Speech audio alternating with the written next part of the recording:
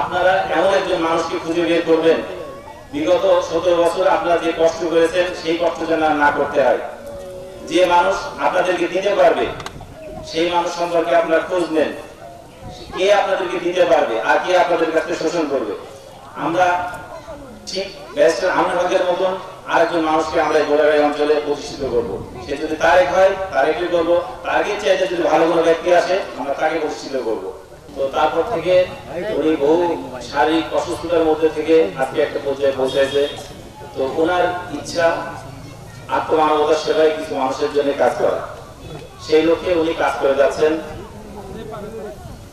বিগত 5 থেকে 7 বছর ধরে উনি গোদাগাড়িতে বিভিন্ন মাঠে বিভিন্ন এলাকায় আমি বিশেষ করে আমি তার উদ্যোগে তার অর্থায়নে আমি উদ্যোগ নিয়ে কম্বল বিতরণ করি, বিভিন্ন সময় করোনার সময় খাবার দেই, এইভাবে আমি আমাদের কার্যক্রম চালিয়ে যাচ্ছি এবং দলীয় নেতাকর্মীর পাশে সবসময় আমরা থাকি।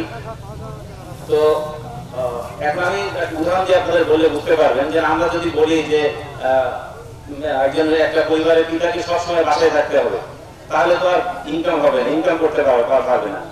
তো তারেক ভাই তেমনই একজন মানুষ, তিনি হয়তো একটা কিছু ইনকাম করেন, কিছু আয় করেন, সে আয় তার পরিবারের জন্য কিছু অংশ রেখে বাকি অংশ তিনি মানবতার সেবায় বিলিয়ে দেন।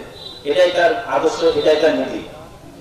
তো সেই জন্য সবসময় হয়তো আমরা তাকে পাই না, কিন্তু আমাদের এখানে স্থানীয় নেতৃবৃন্দ আছে, আপনারা স্থানীয় নেতৃবৃন্দকে আপনাদের সমস্যার কথা বলবেন, ইনশাআল্লাহ তারা তারেক ভাইয়ের কাছে সেই সমস্ত কথা বলতে দিবে এবং সময় হলে আপনাদের সাথে তিনি আসবেন, আপনাদের সামনে দেখা করবেন। আপনারা তার সুস্থতা ও মঙ্গল কামনা করবেন। আর আরেকটা কথা, এটা অহংকার করে বলছি না, গর্ব করে বলছি না, আপনারা এমন একজন মানুষকে খুঁজে বের করবেন বিগত 17 বছর আপনারা যে কষ্ট করেছেন সেই কষ্ট যেন না করতে হয়। যে মানুষ আপনাদেরকে দিতে পারবে সেই মানুষ সম্পর্কে আপনারা খোঁজ নেন, কে আপনাদেরকে দিতে পারবে আর কে আপনাদের কাছে শোষণ করবে। আমরা ঠিক ব্যারিস্টার আমিনুল হকের মতন আরেকজন মানুষকে আমরা এই গোড়াগাড়ি অঞ্চলে প্রতিষ্ঠিত করবো। সে যদি তারেক হয় তারেকই করবো, তাকে চাইতে যদি ভালো কোনো ব্যক্তি আসে আমরা তাকে প্রতিষ্ঠিত করবো। এটাই আমার আপনাদের কাছে আবেদন। তবে আপনারা ভুল পথে পা দিবেন না।